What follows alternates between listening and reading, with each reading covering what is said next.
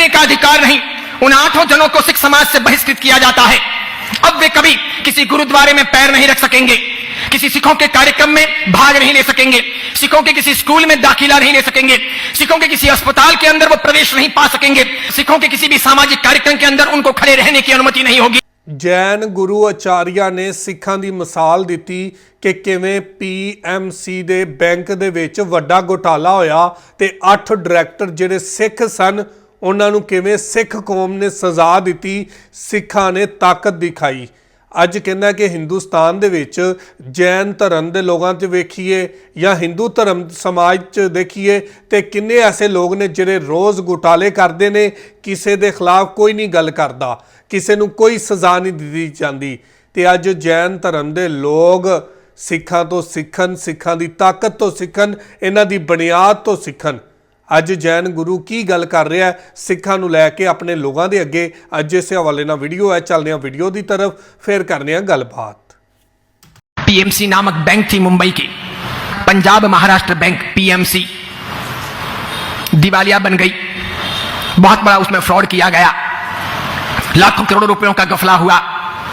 कई बेचारे छोटे लोग, निर्धन लोग, सामान्य आमदनी वाले लोग बर्बाद हो गए, सब जमीन पर आ गए हैं, सब धूल चाट रहे हैं। उनकी मेहनत की कमाई बड़े बड़े लोगों ने अपने पदों के आधार पर, सत्ताओं के आधार पर, अपने हस्ताक्षरों के आधार पर, अपने को मिले हुए पावर के आधार पर दुरुपयोग करके हथिया ली। उनमें 8 जने सरदार हैं, सिख हैं, जिन्होंने गफले किए हैं, घोटाले किए हैं, जिन्होंने पैसे के ऊंचा पटक की है, जिन्होंने भ्रष्टाचार किया है। उनमें 8 सरदार हैं, सिख है। सिख धर्म के लोगों को, सिख समाज को, सिख धर्म की सबसे बड़ी बॉडी को यह मान्य नहीं था।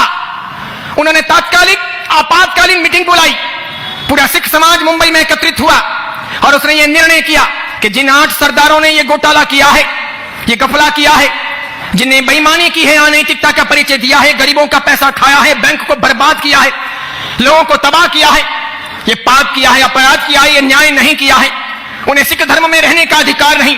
उन 8 जनों को सिख समाज से बहिष्कृत किया जाता है। अब वे कभी किसी गुरुद्वारे में पैर नहीं रख सकेंगे, किसी सिखों के कार्यक्रम में भाग नहीं ले सकेंगे, सिखों के किसी स्कूल में दाखिला नहीं ले सकेंगे, सिखों के किसी अस्पताल के अंदर वो प्रवेश नहीं पा सकेंगे, सिखों के किसी भी सामाजिक कार्यक्रम के अंदर उनको खड़े रहने की अनुमति नहीं होगी। जरूर उन सिखों के पास में 45 आगम नहीं है, चमत्कारों के निधान गौतम स्वामी नहीं है, उनके पास में महावीर भगवान नहीं है, रत्नत्रय की साधना नहीं है, 12 व्रत और 5 महाव्रत नहीं है, 5 महाव्रतधारी 17,000 क्या 170 भी साधु साध्वी जी या एक भी साधु साध्वी नहीं है। उनकी अपनी मान्यता दिगर है, अलग प्रकार की है। बावजूद इसके उनकी नैतिकता देखो, उनकी पावनता देखो, उनकी बुनियाद देखो, अच्छाइयों के प्रति उनकी आस्था देखो। अब दूसरी तरफ मैं कहना चाहूंगा, आज कितने ही सारे आचार्य हैं, कितने ही मुनि, पन्यास और गणिवर्य हैं, कितने ही श्रावक श्राविका हैं, कितनी ही साध्वी जी हैं और कितने ही ट्रस्टी हैं जो बेईमान हैं, अनैतिक हैं, अड्डे जमाकर जगह जगह पर बैठे हैं, कोई संघों को, कोई ट्रस्टों को, कोई स्थानों को, तीर्थों को और अलग अलग प्रकार के विहार धामों को अपने हाथ में लेकर के अपनी हुकूमत जमाए हुए बैठे हैं।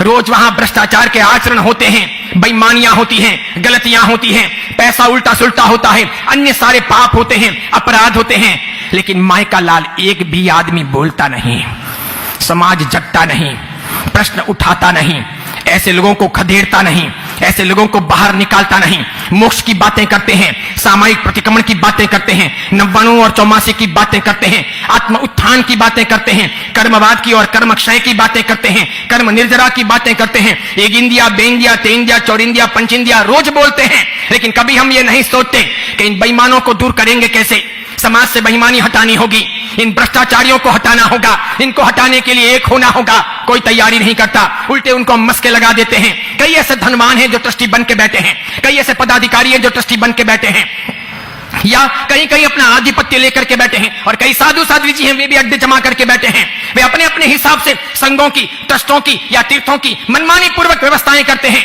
वहां बहुत घोटाले चलते हैं, बाहर कुछ है अंदर कुछ है, बहुत बड़ी मात्रा में बाहर उजाला दिखता है, अंदर काली मां छाई हुई है। यानी कि 100 हजार चूहे मार करके बिल्ली हज को चली है, ऐसी नौबत है। और फिर भी समाज में कोई नहीं बोलता, कोई गच्छाधिपति नहीं बोलते, कोई प्रवर समिति नहीं बोलती, कोई आचार्य भगवंत नहीं बोलते, कोई दूसरे साधु साध्वी नहीं बोलते, और आप में से कोई श्रावक श्राविका नहीं बोलते। सब जगह जाते हैं, धो लगाकर वंदन करके चले आते हैं, भजन गा लेते हैं, चढ़ावे बोल लेते हैं, बहुत पैसे खर्च कर लेते हैं, कमलियां उड़ा लेते हैं, गुरु पूजन कर लेते हैं, आत्मा आलोचना का भाव मन के अंदर नहीं होता कि ईमानदारी को समर्थन देना चाहिए, बेईमानी हटाई जानी चाहिए। देखो वे सिख जहां पंच महाव्रत नहीं, 12 प्रकार के व्रत नहीं, रत्नत्रय की साधना नहीं, लेकिन उन्हें लगा कि सिख धर्म को बदनाम करने में इन 8 जनों की भूमिका रही। गरीबों का इन्होंने पैसा खाया, इससे भारत में और भारत के बाहर सिख धर्म बदनाम हो रहा कि इन 8 सरदारों ने सब कुछ बैंक को उठा दिया। इन सरदारों को शिक्षा मिलनी चाहिए। उठा करके उन्होंने जैसे दूध में से या घी में से मक्खी निकाली हो और फेंक दी हो, 8 को बाहर रख दिया और तय कर लिया तुम किसी सिख के अस्पताल में जा नहीं सकोगे, सिख की स्कूल में कॉलेज में दाखिला ले नहीं सकोगे, सिख समाज के सामाजिक कार्यक्रम में भाग ले नहीं सकोगे, किसी गुरुद्वारे में पैर नहीं रख सकोगे, लंगर जीम नहीं सकोगे, तुम्हारे घर में कभी गुरु ग्रंथ साहिब पधारेंगे नहीं, और अब पक्का सिख होने का तुम्हें पास में कोई अधिकार औचित्य बचेगा नहीं। जब ऐसा समाज करता है एक मुस्त होकर, तब बेईमानों को नानी याद आती है, नानी याद दिलानी पड़ती है। हम जरूर कहें कि रावण को जलाएं, रावण को मारें, यूं रावण जलते नहीं, यूं रावण मरते नहीं, रावण नए तरीके से जिंदे होते हैं, रोज हमारे बीच में आते हैं और ऐसे मुकुटे पहन करके आते हैं कि उनकी पहचान दुर्लभ है, पता ही नहीं चलता।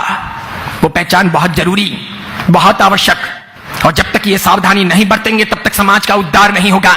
मंदिर बना लेंगे बड़े बड़े, आंगियां बना लेंगे बड़ी बड़ी, चौमासे करवा लेंगे बड़े बड़े, संग निकाल लेंगे बड़े बड़े, नव्वाणु और उपध्यान तब हो जाएंगे बड़े बड़े, ढोल नगाड़े बज जाएंगे, सामूहिक आयोजन हो जाएंगे, लेकिन सबसे बड़ी चीज है ईमानदारी भीतर चाहिए, बेईमानी हटाने का भाव चाहिए, भ्रष्टाचार मुक्त जिंदगी चाहिए, सदाचार की परिपालना का औचित्य चाहिए। हकीकत है, सच है, और जब तक ये नहीं समझते हैं तब तक कुछ नहीं होगा। ਤੇ ਐਸੀ ਜੀ ਅੱਜ ਦੀ ਵੀਡੀਓ ਤੁਸੀਂ ਦੇਖਿਆ ਕਿ ਜੈਨ ਗੁਰੂ ਆਚਾਰੀਆ ਗੱਲ ਕਰ ਰਿਹਾ ਸਿੱਖਾਂ ਦੇ ਬਾਰੇ। ਪੀਐਮਸੀ ਬੈਂਕ ਦੇ ਵਿੱਚ ਜਿਹੜਾ ਘੁਟਾਲਾ ਹੋਇਆ, ਉਹਦੇ ਜਿਹੜੇ ਮੁਲਜ਼ਮ ਸਨ 8 ਸਿੱਖ ਸਰਦਾਰ, ਉਹਨਾਂ ਨੂੰ ਸਜ਼ਾ ਦਿੱਤੀ ਗਈ ਕਿ ਤੁਸੀਂ ਕਿਸੇ ਗੁਰਦੁਆਰੇ ਨਹੀਂ ਜਾ ਸਕਦੇ, ਕਿਸੇ ਗੁਰਦੁਆਰੇ ਦੇ ਅੰਦਰ ਤੁਸੀਂ ਉੱਥੇ ਕਿਸੇ ਵੀ ਫੰਕਸ਼ਨ ਤੇ ਨਹੀਂ ਜਾ ਸਕਦੇ, ਤੁਹਾਡੇ ਬੱਚੇ ਸਿੱਖਾਂ ਦੇ ਸਕੂਲ ਪੜ੍ਹ ਨਹੀਂ ਸਕਦੇ, ਤੁਸੀਂ ਸਿੱਖਾਂ ਦੇ ਹਸਪਤਾਲ 'ਚ ਇਲਾਜ ਨਹੀਂ ਕਰਵਾ ਸਕਦੇ, ਉਹਨੂੰ ਸਿੱਖ ਸਮਾਜ 'ਚੋਂ ਬਾਹਰ ਕੱਢ ਦਿੱਤਾ ਗਿਆ। ਉਹਨਾਂ ਕਿਹਾ ਇਹ ਹੁੰਦੀ ਹੈ ਤਾਕਤ, ਇਹ ਹੁੰਦੇ ਨੇ ਫੈਸਲੇ ਜਿਹੜੇ ਉਹਨਾਂ ਨੇ ਘੁਟਾਲੇ ਦੇ ਵਿੱਚ ਹੋਏ, ਲੋਕਾਂ ਦੇ ਨਾਲ ਬੇਈਮਾਨੀ ਕੀਤੀ ਗਈ, ਉਹਨਾਂ ਲੋਕਾਂ ਨੂੰ ਸਜ਼ਾ ਦਿੱਤੀ ਤੇ ਉਹਨਾਂ ਨੇ ਕਿਹਾ ਕਿ ਤੁਸੀਂ ਸਿੱਖਾਂ ਨੂੰ ਬਦਨਾਮ ਕੀਤਾ ਹੈ। ਤੇ ਦੂਜੇ ਪਾਸੇ ਉਹਨੇ ਕਿਹਾ ਲੱਖਾਂ ਘੁਟਾਲੇ ਸਾਡੇ ਧਰਮ ਦੇ ਲੋਕ ਕਰ ਰਹੇ ਨੇ, ਕਿਸੇ ਦੀ ਜੁਰਤ ਹੀ ਨਹੀਂ ਕੋਈ ਗੱਲ ਕਰ ਜਾਏ। ਕਹਿੰਦਾ ਕਿ ਅਗਰ ਸਿੱਖਣਾ ਚਾਹੁੰਦੇ ਹੋ ਤੇ ਸਿੱਖਾਂ ਕੋ ਸਿੱਖੋ ਜਿਨ੍ਹਾਂ ਨੇ ਆਪਣੇ ਲੋਕਾਂ ਨੂੰ ਸਜ਼ਾ ਦੇ ਕੇ ਮਿਸਾਲ ਕਾਇਮ ਕੀਤੀ। ਤੇ ਐਸੀ ਜੀ ਅੱਜ ਦੀ ਵੀਡੀਓ, ਤੁਸੀਂ ਇਸ ਵੀਡੀਓ ਬਾਰੇ ਕੀ ਕਹਿਣਾ ਚਾਹੁੰਦੇ ਹੋ ਜ਼ਰੂਰ ਕਮੈਂਟ ਕਰਕੇ ਦੱਸਿਆ ਜੇ। ਬਹੁਤ ਸ਼ੁਕਰੀਆ।